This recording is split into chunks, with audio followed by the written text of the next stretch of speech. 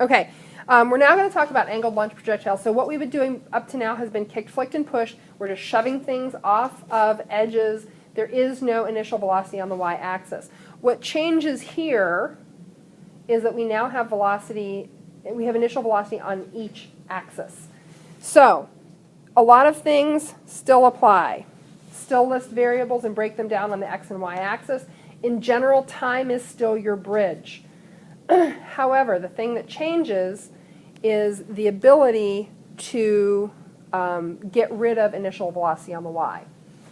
Doesn't change everything, and it doesn't mean you still can't use the basic equations that we've been using a lot, but it does make a bit of a difference.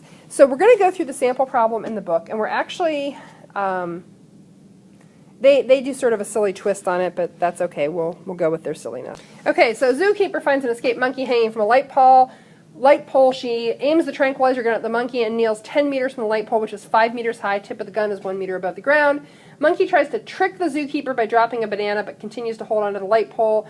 At the same moment the monkey releases the banana, the zookeeper shoots. What drama. Does she hit the monkey, the banana, or neither? So the banana is the silly twist. But the basic assumption here is the same as what we talked about with non-angled launch projectiles, that for something traveling through the air at every single moment, there is an x and a y velocity. Oops, now I had that right the first time. And that we can use time as a connector to calculate anything else on that path. So if we start off with our monkey and our zookeeper, drawing a picture is always the first helpful thing. There's a basic diagram sketched out. A couple things to note. We tend to treat everything here as though it's a single point in space. Obviously, a monkey is not a single point in space, but we're saying, yes, the monkey is at a point exactly 5 meters from the tip of the gun, or 5 meters above the ground, and exactly 10 meters from the tip of a gun. Well, the monkey takes up more space than that, but we generalize at this level, and that's fine. If you go on into engineering, you will not be able to generalize anymore, and you'll really miss it. So what that gives us, and we're not given a whole lot of information, so this is 4 meters, because this is already 1 meter off the ground. So we have a 4 meters above the tip of the gun. All we really get is the initial velocity of the weapon. So we have this little dart coming up, and we have a VI of 50.0 meters per second. It's not a lot of information. The first thing we would need to do, of course, we have to break that velocity now into components because it doesn't exist all on one axis. We don't even have enough information to do that, or do we? What are we lacking? What were we not given? The angle? Is that what you said? Okay. Is that what you said? Yeah. No? Okay, yeah. We didn't get an angle. We weren't given an angle, and we have to have that as a basis to start everything. So we don't know what theta is, but we have the information to find. So first step has to be getting theta, and theta is going to be equal to the inverse tangent of 4 meters over 10 meters. What do you get for theta? Dude, and I paused the recording too. Okay, so the question was, why is there a trig function on the initial velocity? Anytime we have something that is not directly on the x and y axis, it has an x component and a y component. Is that part clear? So whether that's displacement, whether that's acceleration, does that make sense? Yes or no? Okay, so the question being, when we're given just a VI, what does it mean? Who here is familiar with the concept of muzzle velocity? Hunters. Okay, I figured you were my ringer. Or pitch velocity. Who here has pitched a softball or a baseball? Okay. I'm trying to think of one other thing that I can get velocity on. Okay, who here has seen a speedometer in a car? Who here has driven a car? Okay, T-Rex. In the back. All right.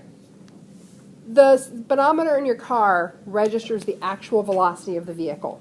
So if you're really crazy and really wild and you decide to build a ramp in the backyard, and here's your car with really big weird tires, and you drive your car off the ramp, don't do this. Don't. Actually, I had a student when we were talking about that with dirt bikes. He was like, oh, I do that all the time. Okay. His name ended up on a physics test and a problem, of course, with a dirt bike. The speedometer in your car at the moment you leave the ramp is your total velocity. There is an x component to your velocity. There is a y component to your velocity. Here, this is basically muzzle velocity. It is the total velocity. I don't want you guys to miss your break, so I'll pause here. Let's go back to this. So the first question was, why is VI not, why do we have to break it into VIX and VIY? And we said because this VI that's given is like the reading on the speedometer in your car. It's your total velocity, and you have to break it into component parts if you're going to do any calculating with it. The Y is VI cosine theta VIX. It's because if we look at this, we see that for theta, the adjacent side is VIX, the hypotenuse is VI, so cosine theta equals VIX over VI. We can then solve for VIX by taking, whoops,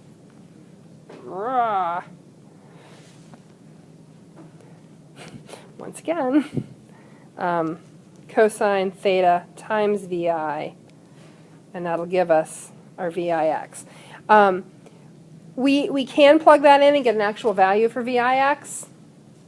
The caution is typically we don't do that until the very end, because very often we're more interested in the expression, because we can use that expression and that relationship between VI and VIX or VI and VIY to find the landing distance, to find the height, we can find the angle using that. I mean, we can be solving for theta in some cases. In some cases, we get to a point where we're actually solving for theta, given a whole bunch of other information. So it's more flexible if we leave it as an expression and we don't put numbers in, which is something that I think is a big struggle in. You just want to solve everything. You want to solve it now. You want a number now.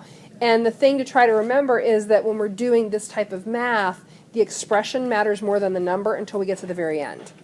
And then we want a real number. But to think about it algebraically, we want to keep it as an expression as long as possible. And it actually does develop a different set of connections in your brain to be able to think about things algebraically instead of numerically, because it's symbolic thinking. You're putting in symbols for values, and you're manipulating symbols, and it's clearer and cleaner that way. So anyway, that's my rant on that. Okay, so let's get back to figuring out if the monkey gets the dart or not. Okay, that was good. That was a really good set of questions, guys. I'm always impressed with, I think I'm even getting better questions this year, which makes me really happy. Okay, we'll move this over here. Try to shrink. No, that probably won't work. My fingers are too fat. Okay. You remember that typically in the kicked, flicked, and push problems, what did we use as the bridge between the axes? Time. Time is the bridge. And sure enough, delta t is going to be the thing that connects these two axes. And you had said, well, can't we just solve for time? We can. But again, to sort of practice that whole symbolic thinking and the ability to manipulate symbols rather than numbers, what we're going to do is, of course, the thing that you just love so much, which is creating expressions and substituting them. It's an Algebra 2 skill. You've all had Algebra 2. So let's go ahead and write an expression for time on the x-axis. The x-axis is easy because the velocity doesn't change. So when velocity is constant, what's our equation that connects time, velocity, and distance? Yep, velocity equals delta x over delta t. If we solve that for delta t, what we get is delta x over vx. Now it's important here to note that that is Vx. It's not just Vi. It's, well, Vx or Vix. The I doesn't matter so much on the x-axis because, of course, it doesn't change. But it's really important that you make sure that that says Vix. And what I sometimes will do for myself to prevent me screwing things up is I'll actually go ahead and write this and just get it out of the way so I can't screw it up. I mean, I still could, but it would take more work. And then I've got my expression for delta t on the x-axis. Now, on the y-axis, the thing that I'm interested in is, of course, overall, delta y. And you got to keep your eye on the ball, you know, sort of on the long game, what you're interested in the end. Do I have an equation that will connect vi, delta y, acceleration, and delta t? Of course I do. And that'll allow me to bridge the axes. So we're going to get to use, again, it's my favorite equation for absolutely no good reason. Delta y equals viy delta t plus 1/2 a delta t squared. And it's really important to note here that everything in this equation right now, before I've done any substitutions, relates to the y-axis. You cannot just put in vi, you have to put in viy. Because right now, we're relating everything on that y-axis. And this is, I think this is the most challenging part of these kind of problems, is juggling the ball and making sure that prior to doing any substitutions, everything corresponds to a single axis in an expression. Okay, so at this point, we're ready to substitute. And it's not all that much hairier than what you've done in the past. So let's go ahead and plug that in. Does that matter? So the question that came up was, does it matter in this equation that I just wrote that as a and it's not ay? It is ay. This is where I said, you know, like early on I kind of say, you know, like, hey, this is acceleration on the x, this is acceleration on the y, and we're kind of pulling the training wheels off now, so it is still acceleration on the y. At this point, I'm kind of thinking, okay, you guys get that all of our acceleration is on the y, so I start to drop that designation. If it helps you and you want to continue that designation, by all means do so. Anything you can do to keep from tripping over your own feet is a good thing. Okay, oh, one other thing I didn't do yet that I like to do immediately. Delta y equals, that's viy, so this is vi sine theta delta t plus 1/2 a delta t squared, and we can make that ay if you want. You're going to see some trig magic almost immediately. All right, so if we do our substitution, we have delta y equals vi sine theta times delta x over vi cosine theta plus 1/2 a. I'm going to have to move some stuff. Okay, so we've got, this is the basic equation that we're going to use. This is going to give us the position of the dart at 10 meters on the y-axis. So now it's just down to algebra, and a couple important things to note about the algebra here. So I went ahead and multiplied the vi sine theta by delta x over vi cosine theta, and so we get this expression. We're going to have a magic trick to make the fraction go away. Okay, and you can already see one thing that disappears there. Vi cancels, and so you're left with sine theta delta x over cosine theta. So we'll leave that alone for right now. Over here, one of the most common things, once you're used to it, you'll never screw it up again, but starting these problems, the thing that tends to trip people over their feet is that when you square, you already know that delta x over vi cosine theta squared is equal to the top squared over the bottom squared. What people tend to forget is that for the VI cosine theta, you have to individually square those components. So that is VI squared times cosine theta squared. And using your calculators, you'll want to make sure that you plug that in parentheses, the cosine of whatever, and then put the square on the outside of the parentheses. It handles it differently if you don't do that, and it's a nasty little error to work your way out of. Okay, so we can go ahead and create a full fraction for the second part also. Delta y, well actually, yeah, let's do that. Delta y equals sine theta delta x over cosine theta plus, this would be a on the y-axis, delta x squared over 2vi squared cosine squared theta. So far you with me on the algebra? We good? Okay. Nope. Not yet. Oh no, it's not anywhere near simple enough to plug numbers into. Not yet.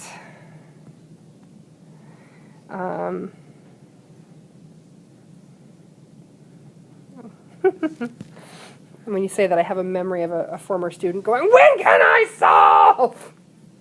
Just calm down. We'll get your numbers in a second. I'm going to actually shrink some of this and move it up a little bit. Okay. Are you familiar with trig identities? Does that ring a bell? Okay. Maybe? Or did you say ding? Because that would have been a funny smarty pants answer. Okay. So you know that sine equals what? Opposite over hypotenuse. Cosine equals adjacent over hypotenuse. Yes? When we divide sine by cosine, I'm going to get rid of these little equal signs.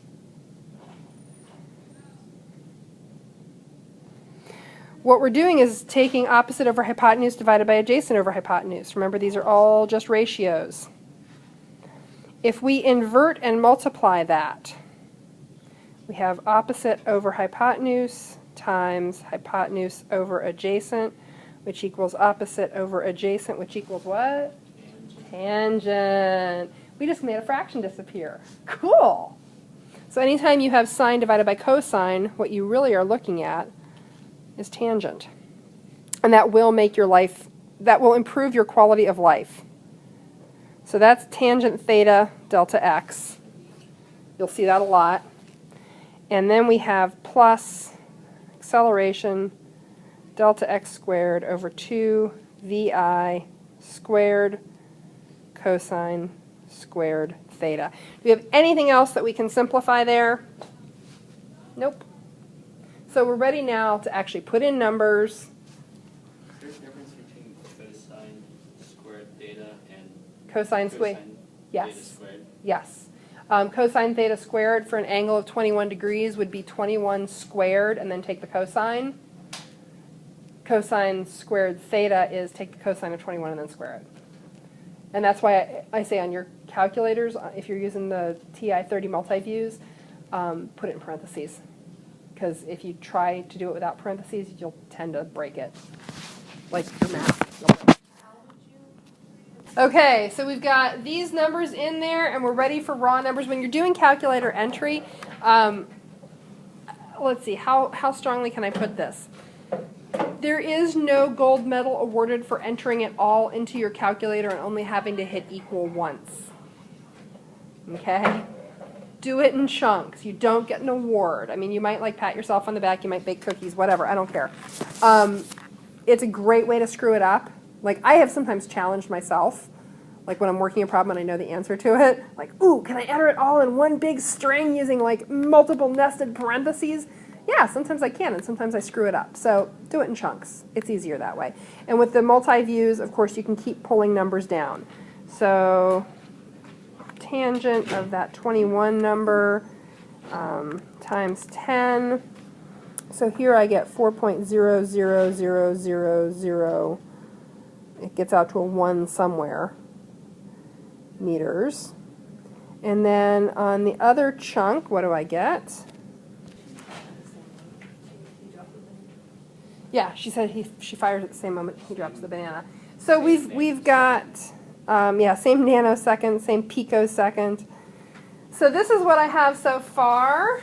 I've got 4 point almost infinity time, or plus a negative 0.22, etc. My final. Okay, so where does the dart end up at 10 meters? It ends up 3.7724 blah, blah, blah, blah, blah meters above where it started.